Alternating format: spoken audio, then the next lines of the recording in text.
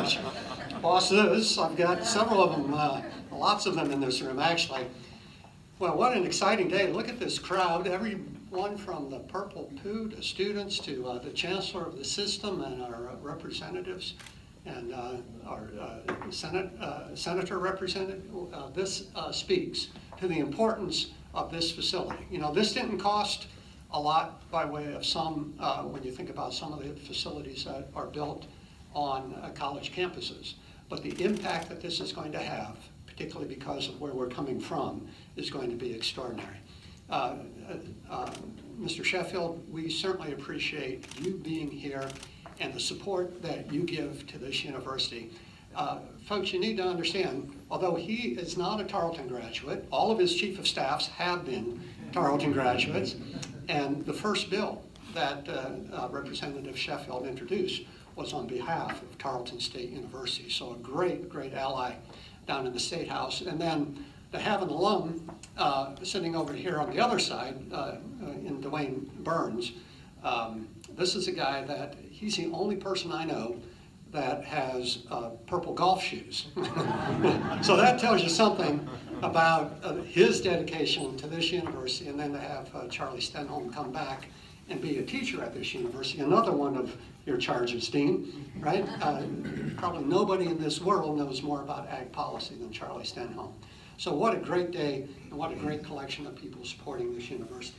And this is the perfect place to celebrate the centennial year of joining the Texas A&M University system, because it was at this very site, on this very site, that land was purchased and by the citizens of Stephenville in 1917 and given to Tarleton as a piece of the proposal to have John Tarleton Agricultural College become a part of the Agricultural and Mechanical College of Texas. So this is an incredibly important historic piece of that centennial celebration.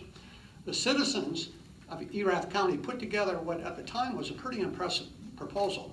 They agreed to give the original 40 acres of the college, all the buildings at the college at the time, which wasn't much actually, $75,000 in cash, so that we got back to the original endowment amount from John Tarleton, plus what they called the finest farmland within 1 mile of the city of Stephenville, and that was this site right here. And Representative Sheffield and Burns, you will appreciate this.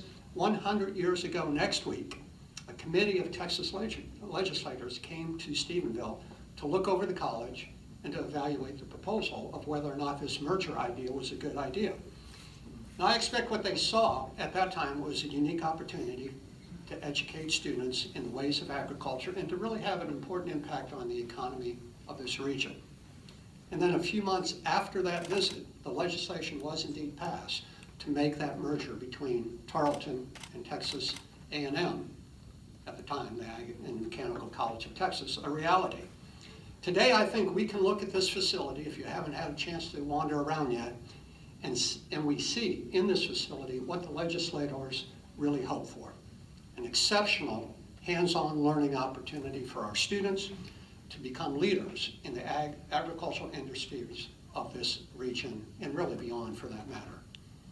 And you know, while our students have always had the opportunity for hands-on experiences, that is a hallmark of this university in agricultural mechanics and a variety of other programs. For too many decades, as the dean said, what happened in ag mechanics took place in what I always thought was a 1930-something chicken coop, 1950s, you say. I think it was 1930s when that thing was. Oh, it was renovated, all right. So 60 years ago, it looked a whole lot better. And you need to know this too. That chicken coop was made famous in the last legislative session by the chancellor because he sent a photo to many of the legislators in the Capitol, and it became famous for what not to have on a college campus. And while that chicken coop served us capably for many years, it certainly was not reflective of the quality of Tarleton agricultural education or of the importance of agriculture, of the agriculture industry in the state of Texas. This facility, and as a side note, what we hope are 3 more that look a whole lot like it, if our legislators are very generous this year, have long been on a wish list for this farm center. The timetable for constructing those new facilities was really accelerated significantly last spring when a tornado hit this facility and destroyed 6 buildings and damaged all but one of the 26 buildings on this campus. We wouldn't be here today without the very generous support of a number of individuals. In particular, we're delighted to see the Peavies here today. We thank you so much for the support of the family and the foundation and your contributions to making this a reality. Clay is a 1970-something graduate, and he took courses in that chicken coop way back when. We're also grateful to the Texas A&M University system and certainly the Chancellor for their support of this facility. When Chancellor Sharp took office back in 2011, he released $25 million to Tarleton from the permanent university funds. Those dollars helped us do a number of important things on the campus, including the renovation of the Fine Arts Center, the Clyde Wells Fine Arts Center, the fabulous new addition to the OA Grant Humanities Building. I see the dean over here smiling and shaking her head.